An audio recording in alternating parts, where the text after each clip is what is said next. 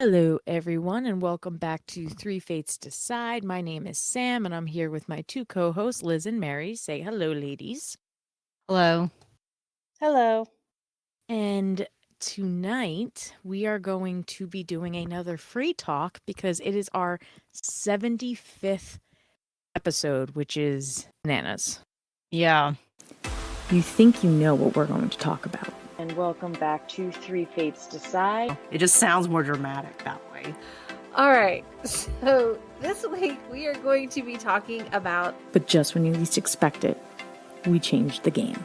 One Will Smith slapped Chris Rock. I mean, we always celebrated Easter. You're part of the Half-Blood Prince. So we're going to do another free talk, freestyle thing. No planned discussion. At the end of the day, only one thing matters. We decide. We're going to hit the main highlights. That is the thing, like what we were saying back in that episode. Quick recap. Three Fates Decide podcast. EANAS. Bananas. I have no idea how we lasted this long. It's crazy. And like over the last couple of months, really since we did our 50th, which was what, June? Yeah, June. I think something like that. Or July, whatever. Sometime earlier this year, we did our 50th episode, and so much has happened, even just us growing. We've gotten a lot more followers than I think any of us thought possible. So just a big shout out to all of you, and thank you so much for listening and following and all that stuff. I still wish that we could engage a little bit more with everybody through social media and stuff, but we haven't figured that part out yet. But we're still getting followers and people are definitely listening. So definitely a thank you to everyone who has followed us on this journey of 75 episodes. It's been a fun ride. Yep. Mm-hmm. We've talked about everything, I think. I think so. Mostly everything. There's certain topics we just don't go into because it's just no. Right. Yeah, there's things we just don't talk about. Bruno being one of them. Yeah. Let's not get into that earworm. It's in my head already, sorry. It's not mine, thank God, because I've never actually seen that movie, and we're not going to get it in my head. So good. Curse you, Lin-Manuel Miranda. This is all your Seriously, fault. man. You big ball of talent. You've infected the world with your amazingness in music and lyrics. Curse you. Honestly, between him and the Lopez's, for crying out loud. Oh God. Yeah. But yeah, so what's been going on since our last free talk? That we haven't already talked about. Yeah. Via the other topics. Some of you guys may have been aware if you listened to our August/September episodes. Like, I actually went on vacation for a week. And technically I did leave the country because Canada is another country. Plot twist. At first I was kind of like, but it turned out not to be that bad. Don't get me wrong. Canada is a very lovely country. It's very nice. But let's just be honest. It's not exactly the bucket list country you think of visiting. It's not like on your top 10 countries you want to visit before you die list necessarily. And also, since I live in New York, it's relatively short distance compared to other parts of the country. So I did it as like a road trip with my brother and his family. My parents couldn't come along. Otherwise, it would have been a nice little family trip, but it was good. We did a little city hopping, but we started off in Montreal and then we ended with Niagara Falls, which you do. You got to go at least once. I got good and splooshed on by the Canadian Falls. Yeah. See, I've been to Canada, never been to Niagara Falls. Same. Yeah. Honestly, the only real reason why you go there is for the falls, because the town that's built right by the falls, that is like the kitschiest place like ever. It's like Coney Island on steroids. Okay. It's completely crazy. Such a New Yorker, Coney Island. Yeah. It's like every single stereotype you can think of like carnivals and, well, not circus, like all the attractions and rides like all squeezed together in like just a few blocks or so. So kitschy. But the falls themselves make it worth the trip. You just wouldn't want to be there necessarily longer than a few hours.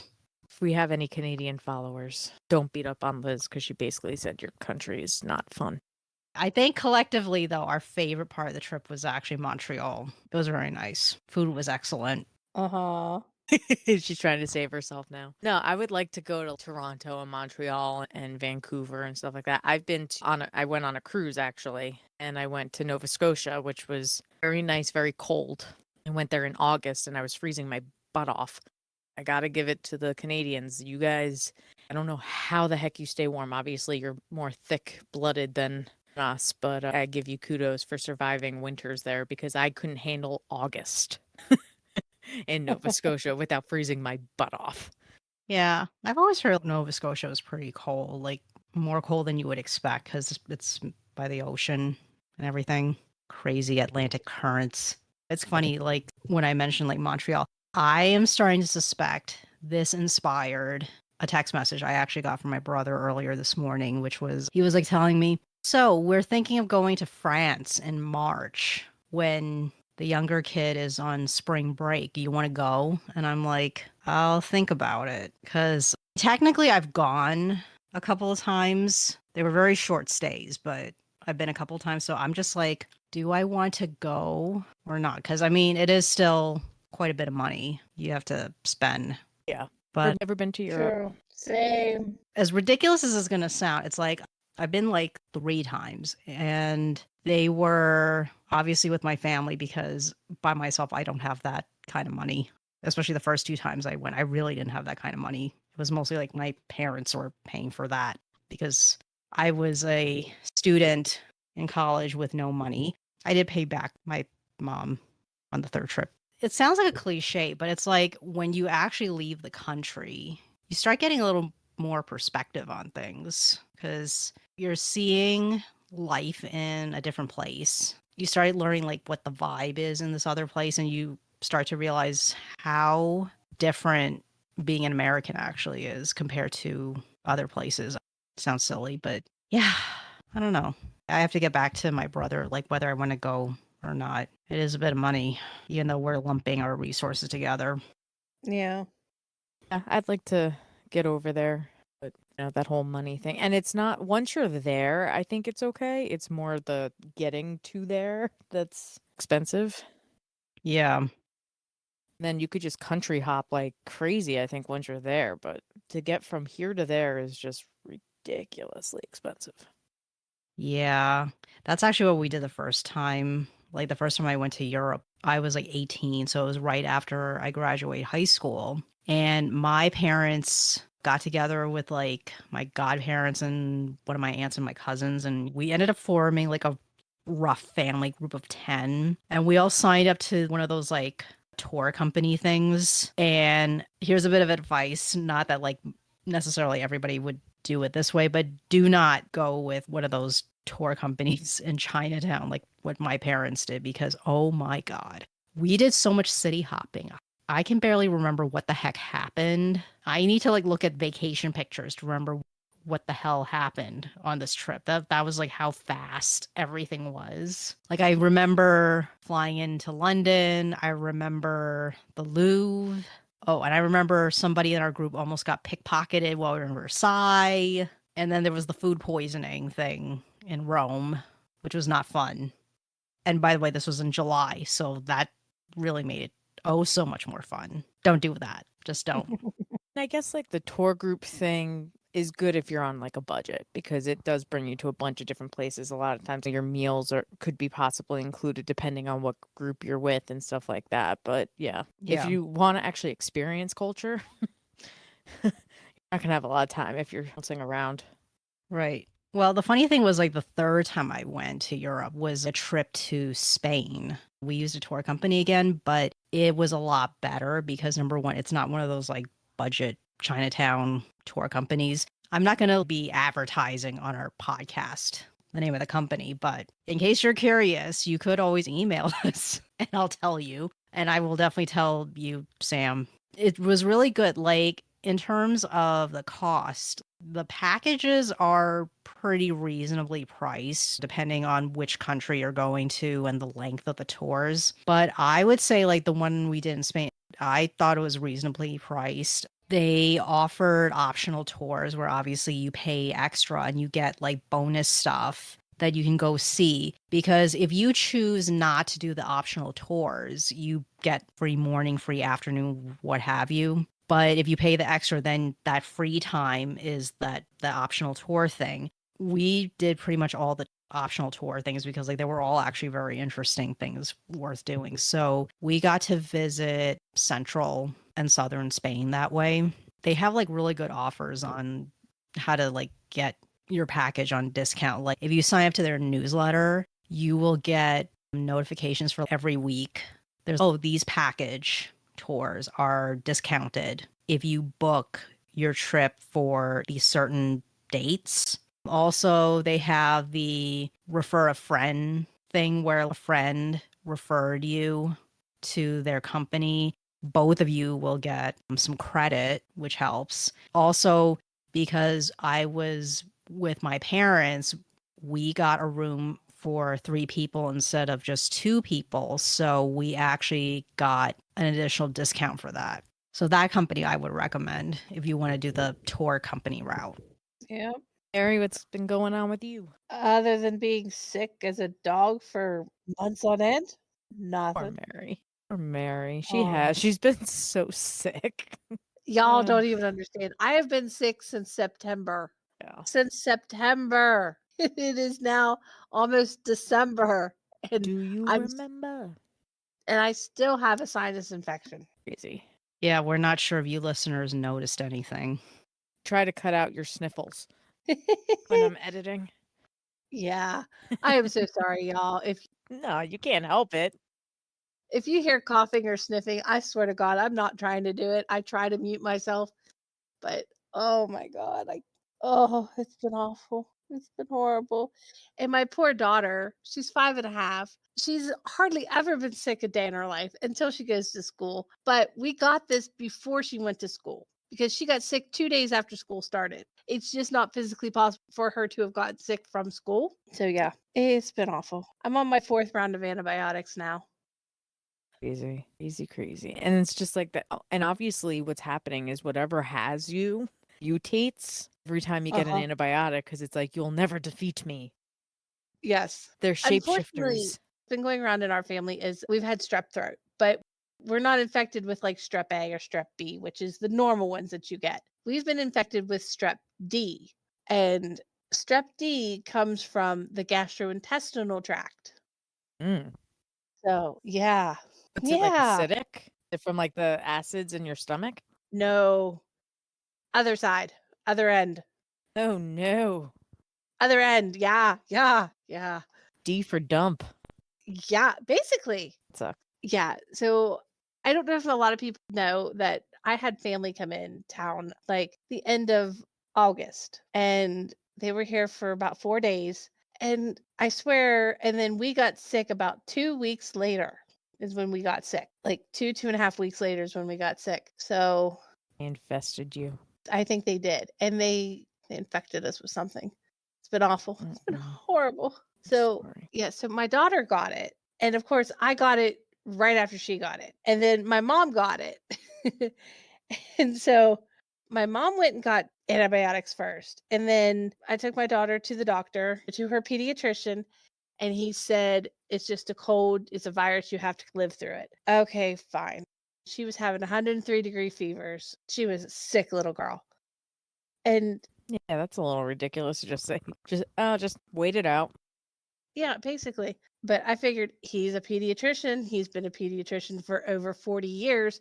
So he probably knows what the fuck he's talking about. And I never even thought of having them test her for strep at all. Never thought of that because she wasn't complaining of a belly pain or sore throat or anything like that. So we just thought it was a cold, just a really nasty head cold, and she'd get over it. She got better, but she kept running a low grade fever. Her fever would be like 99, like 99.1, 99.2, low grade. I kept sending her to school, which was the worst thing I could have done. I'm so sorry to all the parents that tell the kids we probably infected with everything because I didn't know.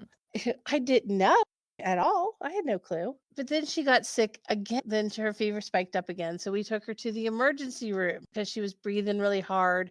She was having some nasal flaring and some retractions like in her sternum. She was breathing so hard that her skin was retracting in, which is never a good thing. So we took her to the emergency room. They tested her for RSV, for flu, and for COVID. She was negative for all three. They didn't test her for strep, but she was having some belly pain at the time, but she wasn't complaining of it, but she never said anything about her throat hurting. She just said the outside of her throat itched. Oh. But she has eczema, so we just thought, I thought it was maybe she was just having an eczema flare. Well, the next day, she was still having a lot of trouble, and she had spiked a fever that night of 103 again. So we took her to urgent care, and they finally tested her for strep. But it's a DNA test. It's not just the swab in the back of the throat.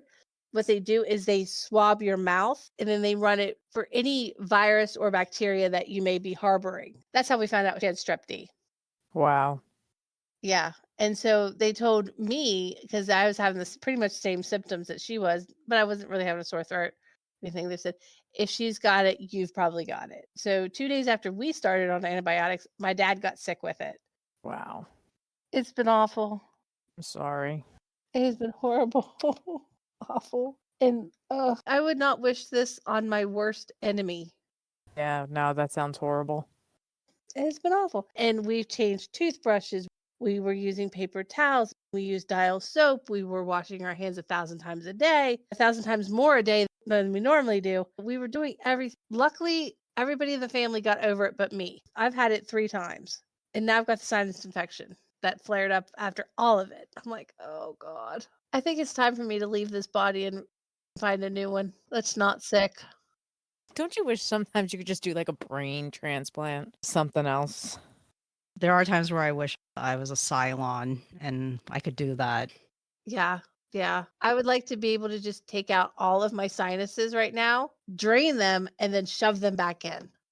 Just in case any of you listeners are not familiar with Battlestar Galactica, yes.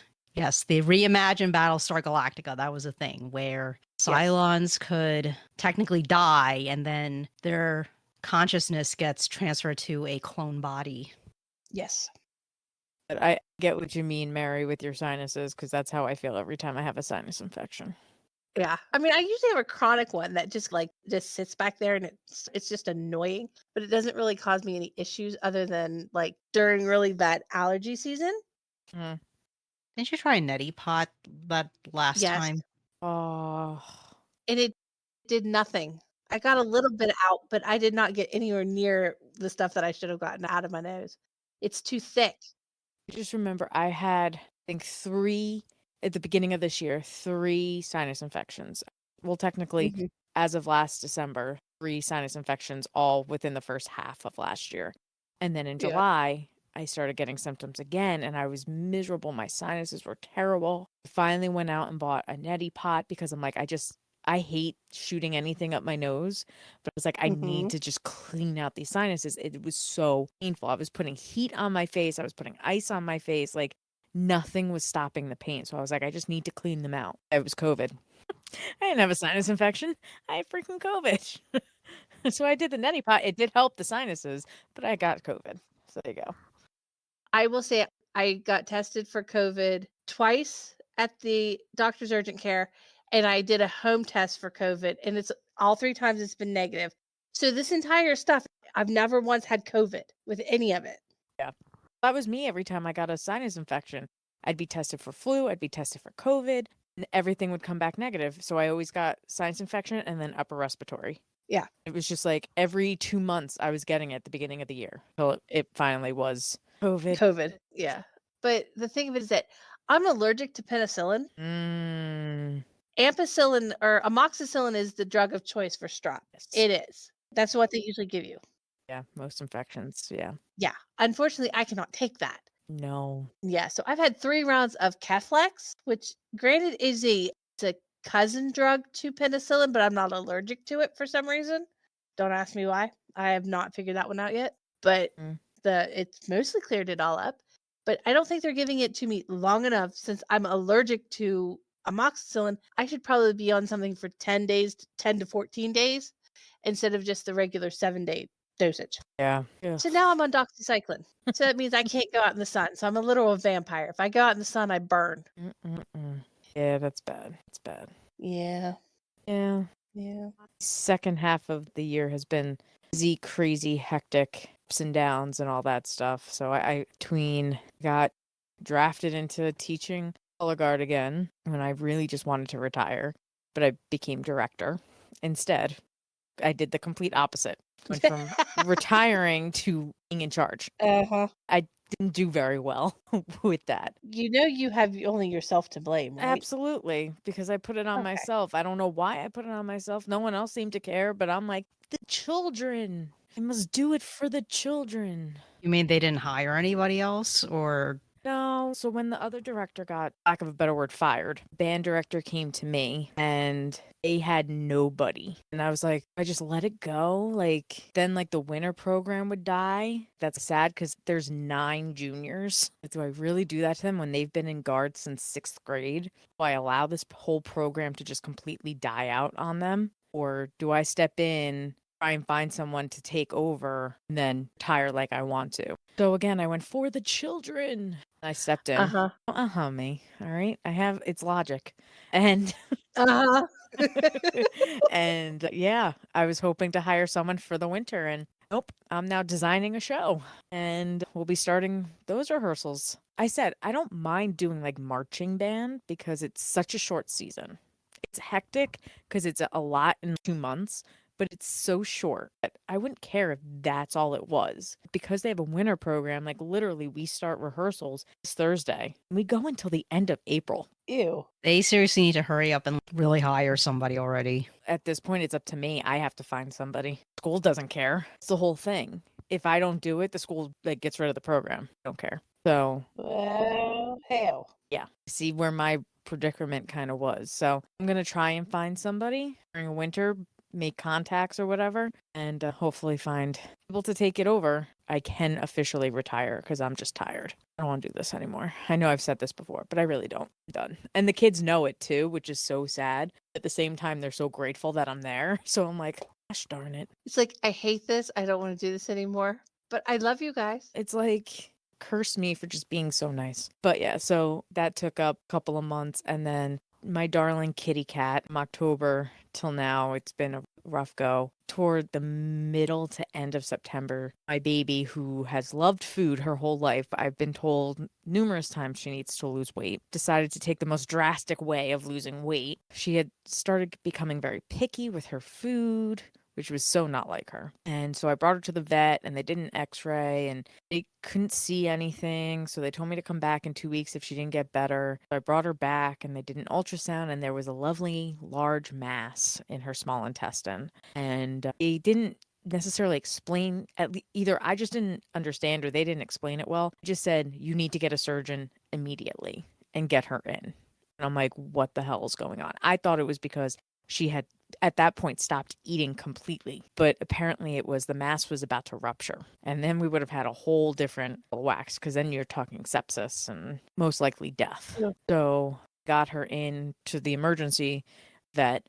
and she got in for surgery. So 2 days after we had the ultrasound, she had surgery. And then I found out 2 weeks after that she had lymphoma. And not only did she have lymphoma, but she had large cell lymphoma, which is the worst out of the 2 lymphomas. Its prognosis is not very good. Basically, if she doesn't react well to chemo, she has months to live. It's how I was basically told. So I had already scheduled an appointment with an oncologist in preparation because they said that it was like weeks out for an appointment. So Halloween, I took her and the oncologist explained literally everything to me, which was awesome. We talked about best thing that I could have done was remove the mass completely because the one surgeon that I had seen had said that if it was lymphoma, this was before she knew it was about to rupture, but she said that if the mass was lymphoma, after they did a biopsy, they wouldn't remove it. They would just start chemo because that's how they treat lymphoma. But because it was about to rupture, they needed to get it out immediately. So the oncologist had told me that was actually the best thing to do because of the type of lymphoma it is. The tumors, they call them liquid tumors, and they just leak disease everywhere. So even though I took out that mass, she said the chances of her having more cells in her abdomen was extremely large. Everyone wants to hear that. So did a ultrasound again of her abdomen that day. It looked clear. They couldn't see anything, but it could be very microscopic.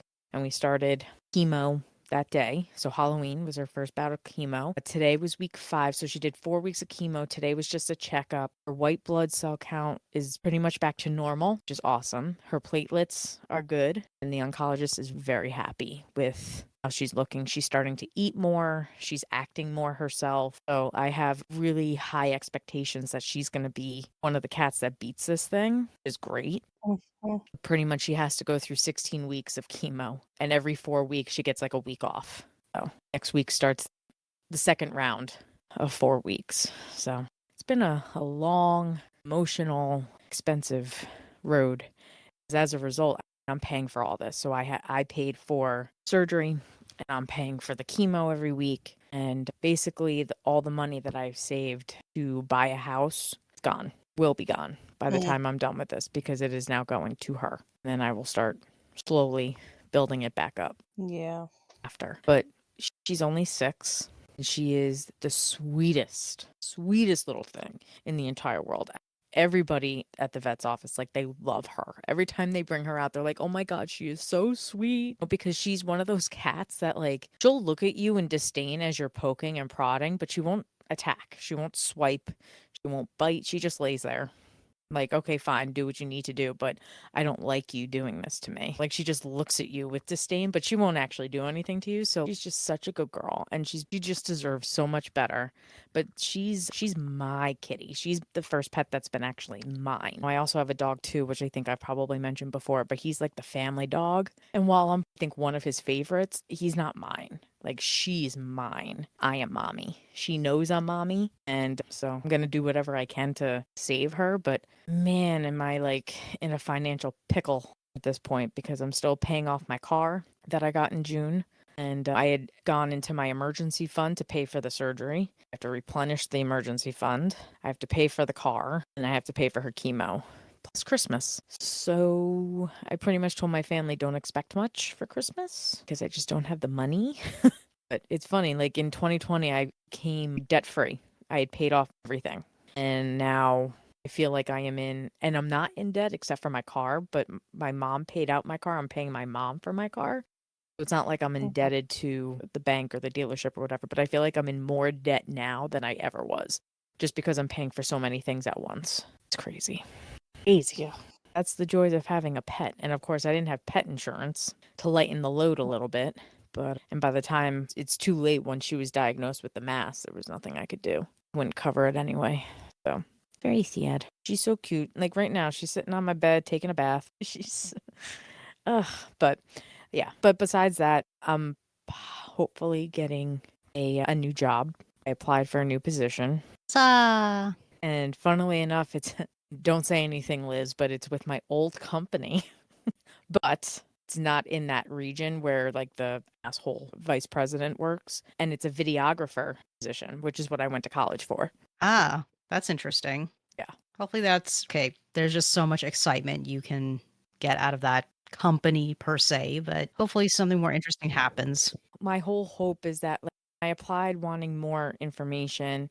And it's because like they are promoting it out of Hartford, Connecticut, but that's where the home office for the company is.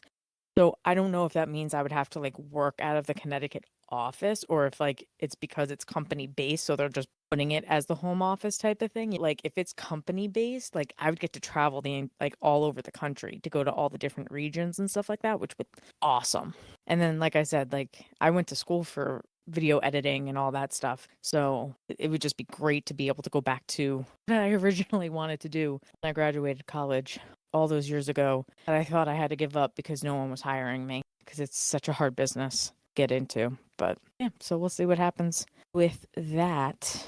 Yeah. And then I know we talked about it. We mentioned it maybe an episode or so ago about Liz and I finally meeting for the first time at New York Comic Con. Yeah, it wasn't as long as it could have been, but we did meet and did chit chat for a bit in person without microphones and imagination. Yeah. It was my very first Comic Con, and it was quite the experience. You really went through the gauntlet there. Well, the initial part was fine when I was upstairs walking floor and shopping, and it was a lot of people, but it was fine. But going downstairs to where like the meet and greets and photos and autographs and all that stuff was mayhem. Absolute mayhem. It was ridiculous.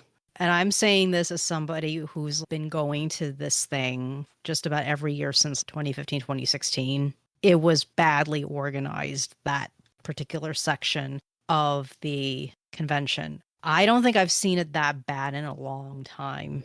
Such a mess. It was so bad.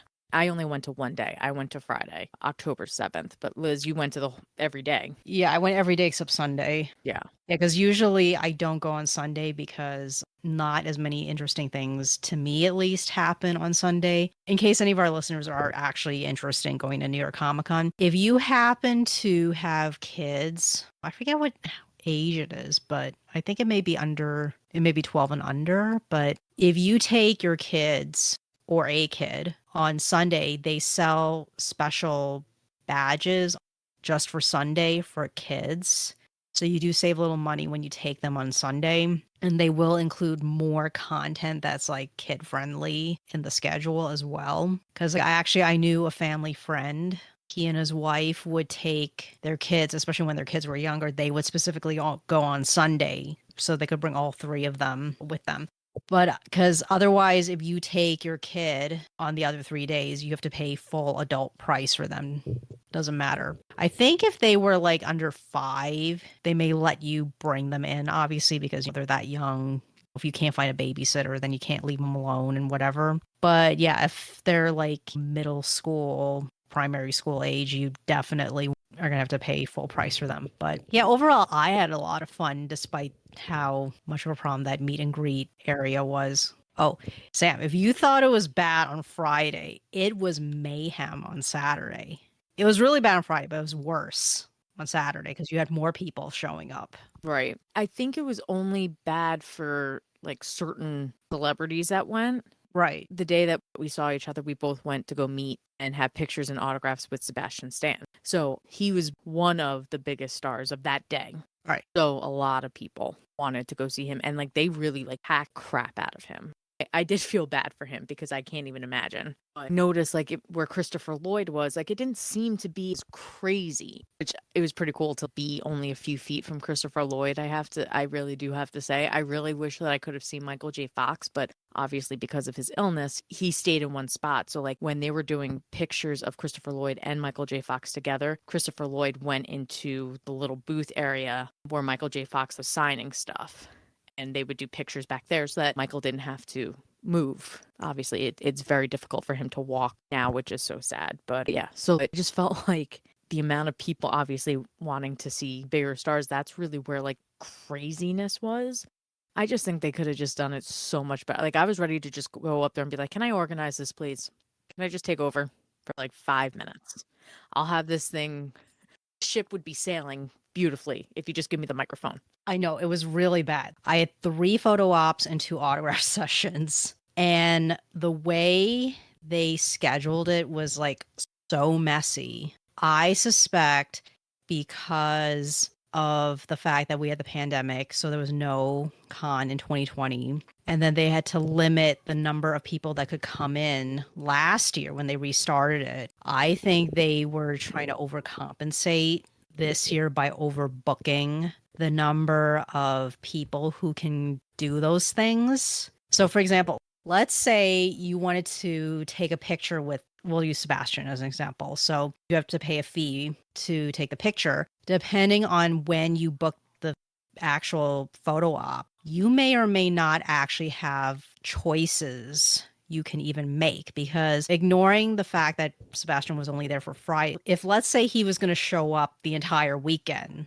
right? When they first announced he was going to be there, they only tell you, okay, he is going to show up on this day, this day, this day, but you don't know when, the photo sessions are. So you can't pick that, which I thought was really strange because in previous years you could. So if they told you, okay, he has a session in the morning, he has 2 different sessions in the afternoon on Saturday, I could choose to pick, okay, I'll see him in the morning, or I'll see him in this session in the afternoon, or that session in the afternoon, right? But you didn't have that kind of choice until way later, closer towards the actual convention dates, which I thought was very strange. They didn't finalize the schedule until closer to the con. But then on top of that, I didn't even know what session I was actually going to get until a week or so before the convention. I would get an email saying, oh, here's an updated digital QR code thing that you have to scan to confirm that, okay, Liz is going to take this picture with Sebastian.